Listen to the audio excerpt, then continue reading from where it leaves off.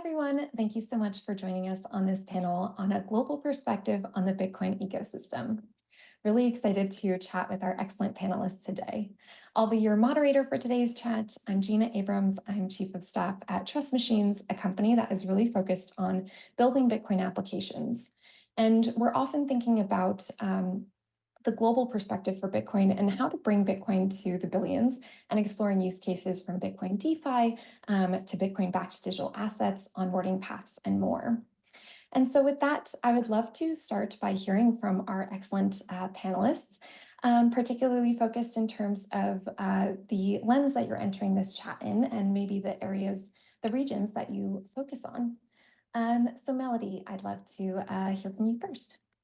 Hi, Gina. Hey, thanks for having me on the panel. I'm Melody. I'm one of the co-founders of Spartan. I'm very familiar with the Stacks ecosystem, and as well as being spending a lot of time in the Bitcoin ecosystem the past quite a long time, quite a few years. So from our perspective, I'm from China myself. I live in Singapore. We have our headquarters in Singapore and Hong Kong. And I spend a lot of time in the Asia region. China definitely, has the biggest number of miners and probably the biggest Bitcoin retail holders. Not only dormant Bitcoin, but actually most of the TVL we're seeing that went into what we're seeing, the Bitcoin L2 asset have been coming from this part of the world. So I would see Bitcoin is used as not only store of value, but also speculative asset very much, right, for this part of the world. Even though it's restricted in mainland China, but Hong Kong is actually very open and very actively promoting Bitcoin. And not only institutionally, but also to retail. And I think similar in Korea and Japan. Korea, I think, is one of the biggest trading markets. I think Japan, we're seeing more uptick in volumes because the Japanese yen has been depreciating a lot. So Bitcoin has been seen as a more of a safe haven, even in Japan now. So very big markets in Asia, both in terms of trading, development, mining, like all these activities around Bitcoin. Thank you. And now over to you, Trevor. Hi, everybody. I'm Trevor Owens. I'm the managing partner of the Bitcoin Frontier Fund. We're a very early stage investor, and also Ninja Alerts and the Ordinal Show. And I have spent about 7 years in Asia, and of course, spent time in the US. And,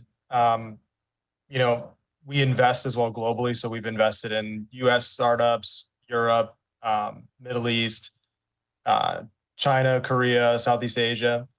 And, you can't exist kind of as a trader or a collector in ordinals without seeing the Chinese community. It's a big part of it. They drive a lot of the volume in the space. And I think that overall, Bitcoin in the crypto space is international in a way that Web 2 never was, in the way that you just, you see people from all around the world participating.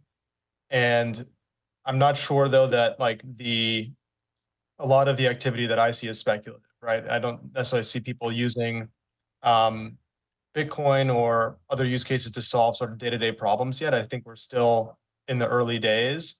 And it'll be interesting to see how, Bitcoin has a role, as I think a lot of the stablecoin use cases have taken over some of the initial Bitcoin use cases.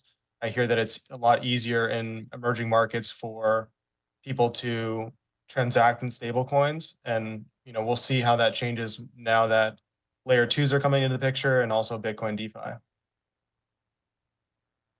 Thank you.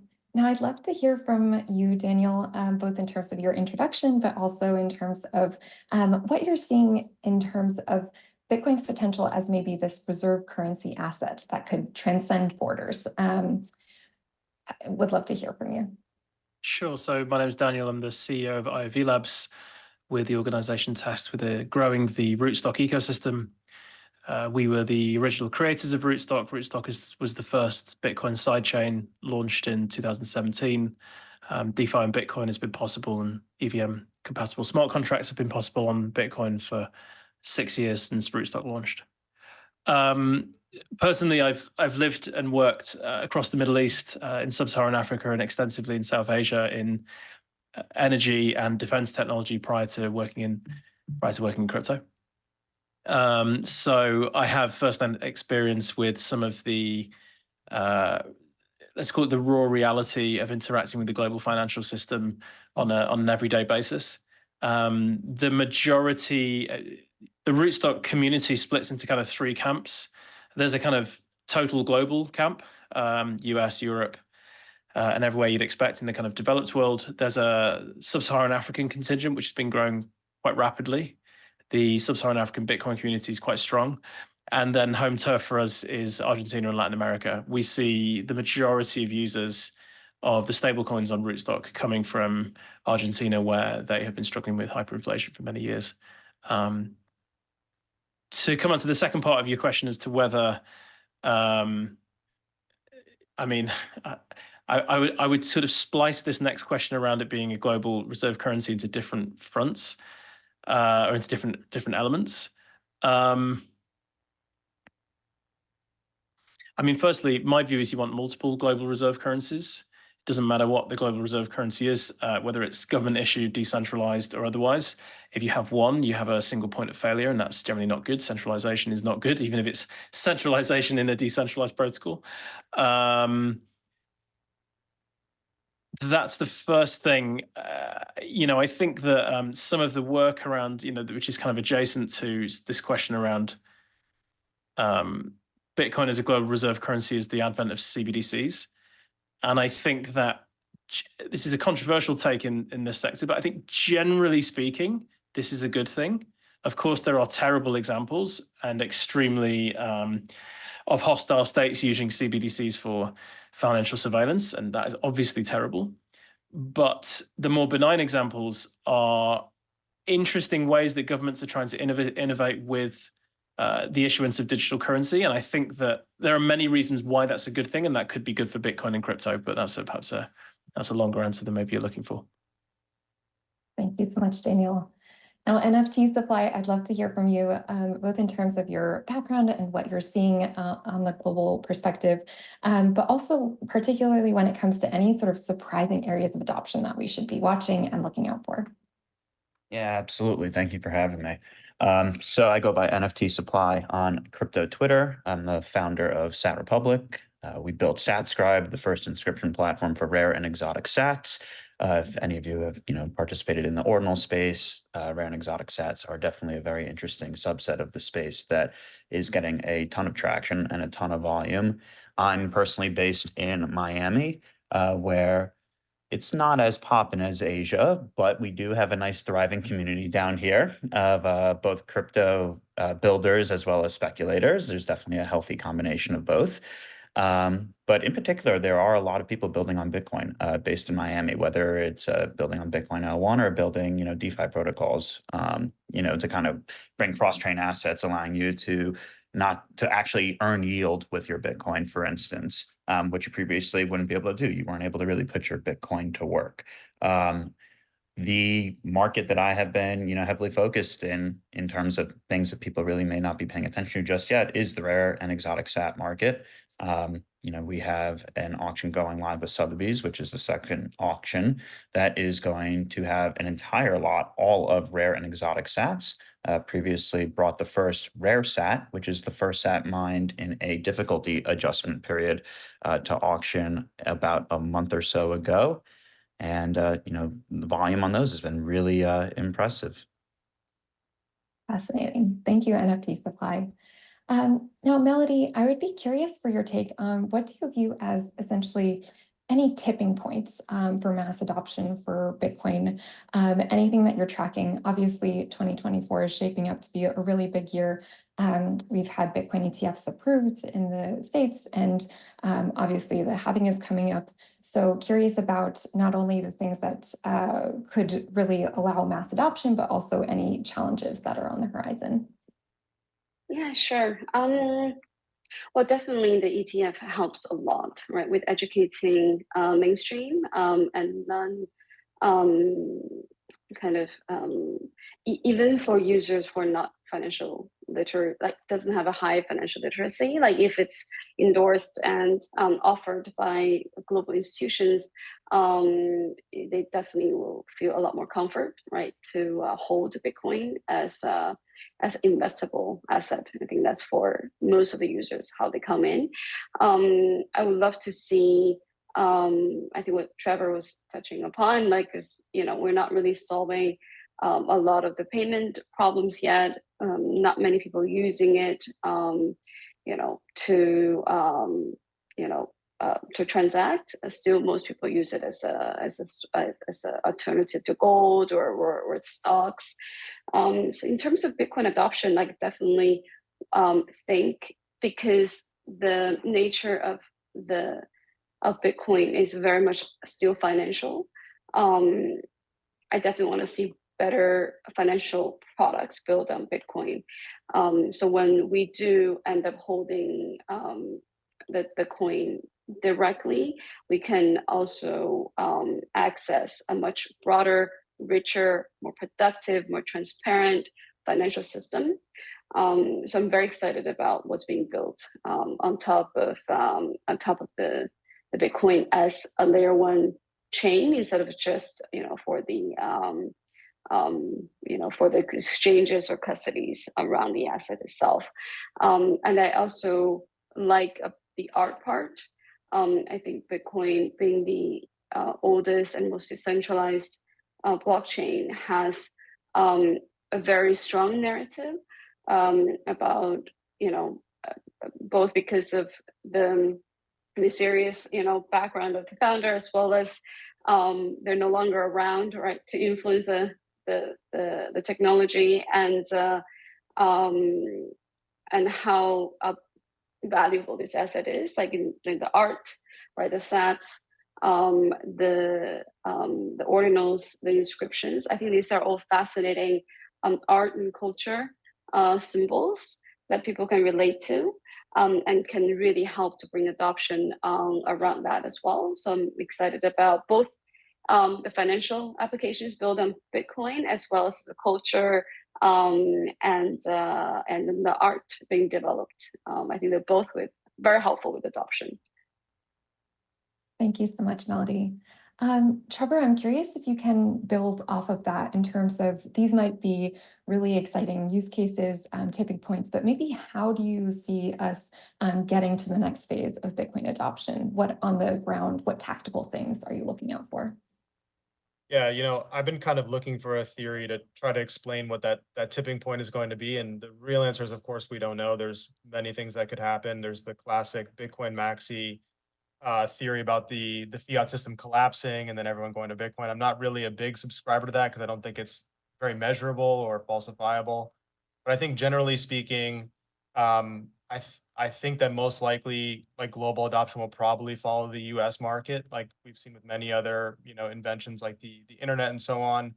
And I think it really comes down to um, like, when people store the majority of their wealth in Bitcoin, then they're going to demand to pay others in Bitcoin. Right? It's a two-sided market, a chicken and egg problem.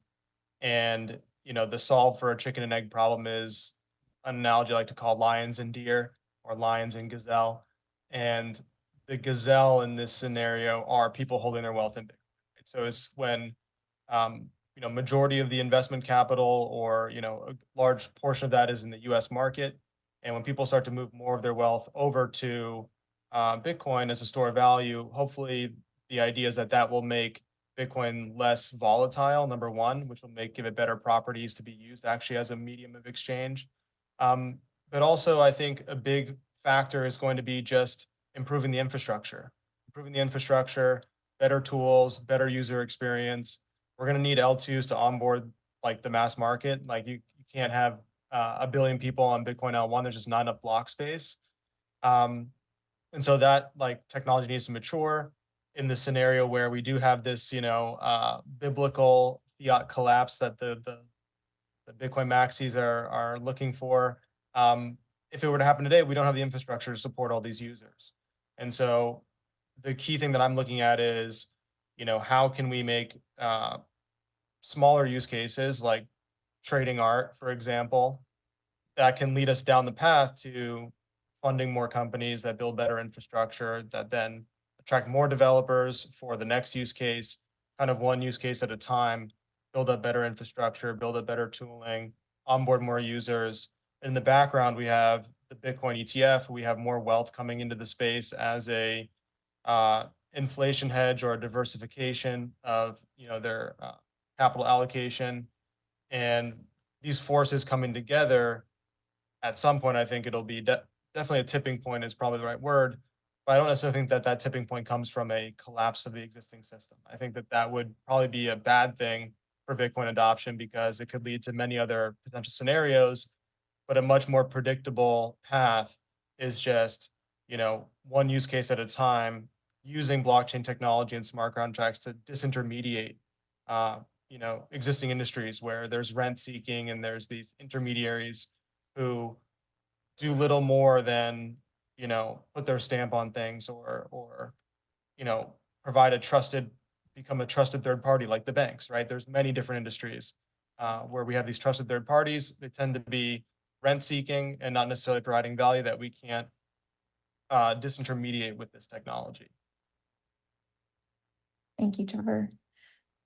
Daniel, I am curious for a brief overview in terms of from your perspective, what would you say are the verticals in thinking about global adoption for Bitcoin that you are focusing on, the ecosystem that you're growing and building? What is next and what are the focus areas? Yeah, thanks. So we simplified the DeFi landscape into advanced DeFi and everyday DeFi, and you can see this as an analogous split between the financial markets, which is advanced DeFi, and retail consumer finance, which is everyday DeFi. So advanced DeFi is what the majority of DeFi is today. Everything from decentralized exchanges and yield farming to a certain extent, all the way up to NFT securitization and real world assets. But in everyday DeFi, you've got a completely different bucket of use cases. You've got international remittances, cross-border payments, international salary payments, inflation protection, uncollateralized lending for small loan amounts. And this is dominated by stablecoins as well. We believe that while the advanced DeFi component of the sector is extremely important, because this is essentially a peer-to-peer global financial system, until you start bridging and building use cases that serve everyday DeFi problems, you're not really reaching for mass adoption. All you're really doing is building the economic foundation for mass adoption. So the things that get us most interested is when you see services, especially building on rootstock, that are building for everyday use cases. Bitcoin-backed US dollar stablecoins, uncollateralized lending like Tropicus in Colombia, and a couple of the projects that are going through the Bitcoin Basecamp that we sponsored at Outlier Ventures, which launched today. So yeah, I mean, anyone who's tried to make an international transaction knows that it can be done easily and quickly and cheaply today with services like TransferWise, but those services are not available to the large majority of global users. And I think that's where some of the everyday DeFi use cases on crypto that are coming through and the ability those use cases have to serve untapped markets is something that we get super excited about. Thank you so much. We are about to wrap, but I would love to hear from everyone briefly where they can follow your project, NFTSupply, starting with you, any takeaways and where folks can follow you. Yeah, for sure. So products that I'm mainly focusing on are mobile first infrastructure. I'm a big believer that the user experience needs to drastically be improved if we want any sort of mainstream adoption right now. I kind of look at product from, the mindset of, will my mom be able to use this, and will my grandma be able to use this? So I'm trying to build the tools that allow people like my mother to actually interact on Bitcoin, because that is how it is ultimately going to gain adoption. And of course, one of the things that we need to really focus on, especially in the US, is the vast majority of the regulatory uncertainty within Bitcoin and crypto in general. Great. Trevor, Daniel, Melody, do you want to quickly say some last words? Yeah, I'm just at TO on Twitter. Definitely give me a follow. Give all of the speakers here a follow. It's great to be here. Melody, Daniel, NFTSupply. Looking forward to more. Yeah, you can find us at rootstock.io and rootstock.io on Twitter. I'm Daniel Fogg, and our Discord is particularly lively. Come join the Rootstock Discord. You can find me on Spartan Group's official Twitter, and I'm on X as well. Yeah, looking forward to connecting with everyone. Yeah, And so I don't get kicked by my comms team. And we have a grants program that's live right now. Head over to rootstock.io/grants. There you go. Thanks. Great. Thank you so much. That's a wrap. Thanks to all of our great panelists, and thanks to everyone at the Building on Bitcoin conference.